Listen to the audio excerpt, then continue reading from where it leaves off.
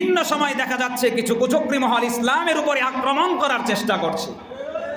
বর্তমান সময়ের নারী বিষয়ক সংস্কার কমিশন তারা বর্তমান সরকারের কাছে একটা আবেদন জমা দিয়েছে। সেখানে তারা নারীদের বিভিন্ন সংস্কার চায়, নারীদের জন্য তারা বিভিন্ন সংস্কার চায়।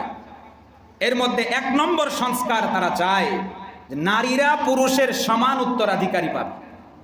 একজন পুরুষ যতটুকু সম্পদ তার বাবার কাছ থেকে পায়, একজন নারীও ওই পরিমাণ উত্তরাধিকার তার বাবার কাছ থেকে নিতে চায়। আমরা বলবো ওই আইন পাশ করার আগে তুমিও সংসারের হাল ধরে সংসারকে সঠিকভাবে চালায়া দেখো, কত দানে কত চাল। সারা জীবন তুমি খাইলা অন্যের উপরে, বিবাহের আগ পর্যন্ত বাবার কাছে, বিবাহের পরে স্বামীর কর্মক্ষমের আগ পর্যন্ত স্বামীর উপরে, স্বামী যখন কর্ম করতে পারে না সন্তানের উপরে। এভাবে তার সারাটা জীবন রব্বুল আলামিন নিয়ামতে ভরে দিয়েছে। ইসলামকে না বুঝার কারণে তারা ইসলামকে আজকে কলুষিত করতে চায়। সবচাইতে লজ্জা